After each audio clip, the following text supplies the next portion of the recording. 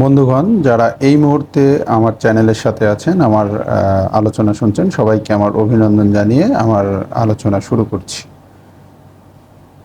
দেখুন, আজকে আমি আলোচনা করব যে আমরা যখন নামজারি করি, অর্থাৎ নামপত্তন করি, নিজ নামে নামজারি করার পরে অনেক সময় দেখা যায় যে নামজারি খতিয়ানে বিভিন্ন তথ্য ভুল এসেছে। অর্থাৎ আপনি যেটা চেয়েছেন, আবেদনে যেটা চেয়েছেন, তার বিপরীতে কিছুটা ভুল এসেছে।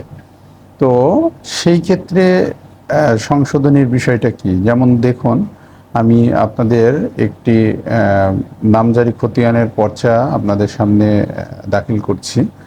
তো এই খতিয়ানে আপনার আবেদনকারীর নামে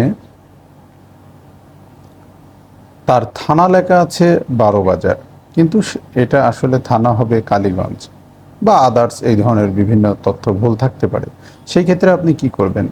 সেই ক্ষেত্রে আপনার করণীয় কাজ, আপনি ডিসিআর পেমেন্টের আগে অবশ্যই একবার দেখে নেবেন যে আপনার খসড়া খতিয়ান আছে, খসড়া খতিয়ানটা দেখা যায়। আপনি আপনার আইডি থেকে ঢুকে আগে সেটা দেখবেন। দেখার পরবর্তীতে আপনি ডিসিআর পেমেন্ট করবেন। যদি দেখেন এই ধরনের ভুল আছে, তাহলে আপনি এটি খতিয়ান সংশোধনের দেখবেন একটি অপশন থাকে আপনার আইডি থেকে ঢুকে, সেখানে খতিয়ান সংশোধনের জন্য অ্যাপ্লিকেশন করবেন। অনলাইনেই আর কি, অনলাইনে আপনি অ্যাপ্লিকেশন করবেন। যখন অনলাইনে অ্যাপ্লিকেশন করবেন, অনলাইনে অ্যাপ্লিকেশন করার পরবর্তীতে আপনি এটি সংশোধন করতে পারবেন। তো যদি ডিসিআর পেমেন্ট করে থাকেন, ডিসিআর পেমেন্ট করার পরে আপনি চাইলে তখনও খতিয়ান সংশোধনের আবেদন করতে পারেন।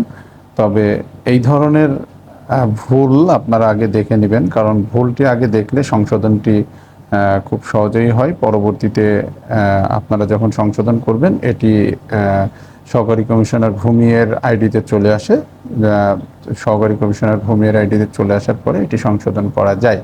তো সেই ক্ষেত্রে অবশ্যই আপনারা যখন নামজারিটি হয়ে গিয়ে আপনার মোবাইলে এসএমএস যাবে, আপনারা অবশ্যই দেখে নেবেন যে কি পরিমাণ ভুল হয়েছে বা ভুল হয়েছে কিনা। যদি ভুল না হয়ে থাকে তাহলে আপনি ডিসিআর পেমেন্ট করবেন, এবং যদি ভুল হয়ে থাকে তাহলে আপনি খতিয়ান সংশোধনের আবেদন করবেন, এবং পরবর্তীতেও করা যায়, অপশন আছে, আপনারা করতে পারেন। তবে অবশ্যই খেয়াল রাখবো যে পেমেন্ট করার আগে খতিয়ানটি দেখে নেওয়ার।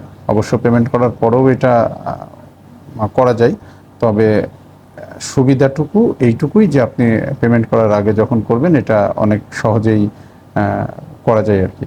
তো সেই ক্ষেত্রে আপনারা এই বিষয়টি লক্ষ্য রেখে ডিসিআর পেমেন্ট করবেন, এবং অবশ্যই সবসময় প্রথম থেকেই খেয়াল করবেন যে খসড়া খতিয়ানে কোনো ভুল আছে কিনা। ধন্যবাদ, সবাই ভালো থাকবেন। আসসালামু আলাইকুম।